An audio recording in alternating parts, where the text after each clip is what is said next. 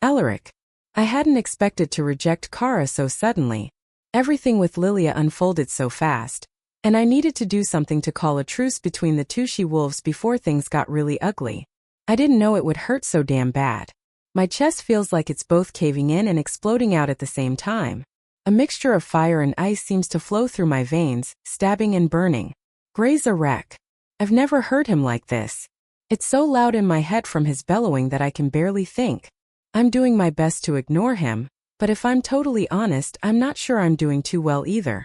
I clap my hands, keeping myself calm amidst the pain. I remind myself that it's for the good of the pack. An alpha king must always act for the good of the pack. Gray will understand that one day. Judging by his furious roaring, that day probably isn't coming soon. Please just allow me to leave the pack. That was all Cara had said. She didn't even have the decency to look me in the eye as she begged to defect. Begged to abandon the pack. To abandon me. A fresh burning sensation ripples through my chest at the thought. Alpha King. Lilia's sweet high-pitched voice calls to me, drawing me away from the pain. I look at her harsher than I mean to, the hurt inside me causing my muscles to tense. Lilia's eyes widened a bit before continuing in an even softer tone. Of course this is your decision, my Alpha King. But if I may. She looks to me for permission and I nod, encouraging her to continue. I was raised to believe that every wolf has some good in them. She smiles at me and runs a hand over her deep red hair. Your beta is useful, and she did plan an excellent proposal. Even after Cara's disrespectful behavior, Lilia still chooses to see the good inside of the she-wolf who used to share my bed. Such compassion. She's going to make an excellent Luna for the pack.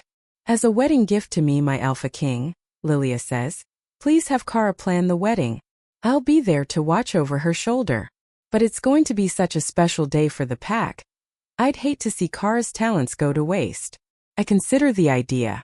Of all my staff, Cara is easily the most organized and best at managing complicated projects. It's one of the reasons my father entrusted her with the new Agent Luna position, keeping pack affairs in order while I searched for a bride. She'd be able to plan this wedding easily with barely any effort. It's the least she could do after asking to leave the pack. After all the kindness Pack Darkwood has shown her since she was an orphaned pup, one last assignment should be no trouble at all. That settles it. Cara. Assist with planning the wedding then, I will permit you to leave Pack Darkwood. You have my word as Alpha King. I look down to see Cara staring not at me but through me. Her face is blank and expressionless. I order her to leave to get started at once. As soon as she's gone from my sight, the bubbling burning forcefully returns to my chest. Don't forget our checkup at the hospital this afternoon. All this stress can't be good for getting pregnant, but I know we'll have a healthy little wolf soon enough. Lilia smiles down at her belly. I'll be there, I say as I rub the top of her back. You just focus on relaxing, let me handle the rest. My thoughts are only of Cara's blank stare as I say goodbye to Lilia. When I return to my desk, my Gamma George is waiting for me. Whatever he was going to say falls away with one look at my face. What's got you so unhappy, Alpha King? George asks. I merely grunt back at him before diving into paperwork, hoping this damn pain in my chest goes away soon.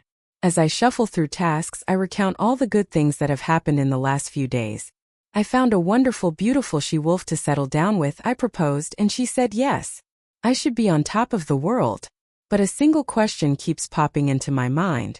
Why don't I feel happy? Cara. Good news, sweetheart. The baby is absolutely healthy. Ruby removes her gloves after the exam. I didn't expect that having an obstetrician for a best friend would come in handy.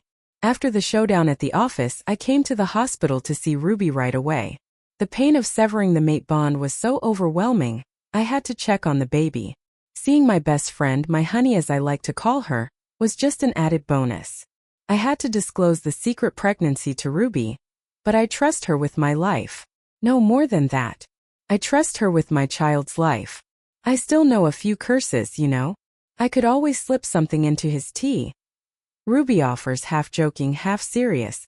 While the idea gives my imagination lots of fun ideas, I can't risk anything happening to her too. What do you know about this, Lilia? Ruby asks me, double-checking that the exam room door is locked. Nothing at all. I've never even heard of her before the proposal. But between us, I've got a really bad feeling about her. I'm probably overstepping by saying this much, but I'll be gone from the pack soon enough. Well, I have some connections at Pack BloodyMoon, and she's basically famous there. Ruby says. She was the only princess in an alpha family of 6 brothers. Apparently, she and our alpha king met as pups and almost died together, but she saved him. They haven't seen each other since. I've heard her brothers will also be coming here recently. I says, it's an incredible story, honey. It's all I can think to say. Maybe they are meant to be together then. Maybe Goddess made a mistake, and Alaric and I were never meant to be mates.